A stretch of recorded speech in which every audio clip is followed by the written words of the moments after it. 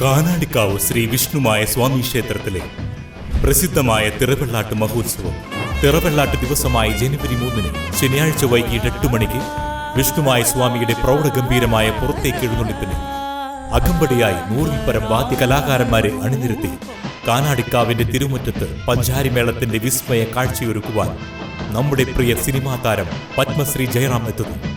എഴുന്നള്ളിപ്പിന് അകമ്പടിയായി തിറയാട്ടവും മറ്റു ദൃശ്യവാദ്യ കലാരൂപങ്ങളും അരങ്ങേറുന്നു. പെരിങ്ങോട്ടുകര കാനാടിക്കാവ് വിഷ്ണുമായ ക്ഷേത്ര സന്നിധിയിലേക്ക് ഏവരെയും സാദരം ക്ഷണിക്കുന്നു.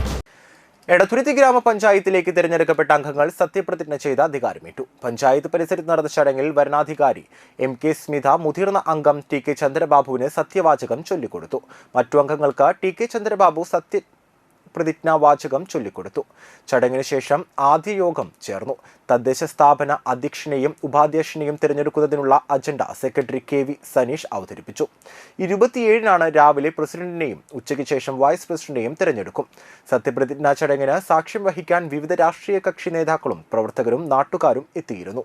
സത്യപ്രതിജ്ഞ ചെയ്ത അധികാരമേറ്റ അംഗങ്ങൾക്ക് നാട്ടിക ഫർക്ക റൂറൽ ബാങ്കിന്റെ ഉപഹാരവും നൽകി.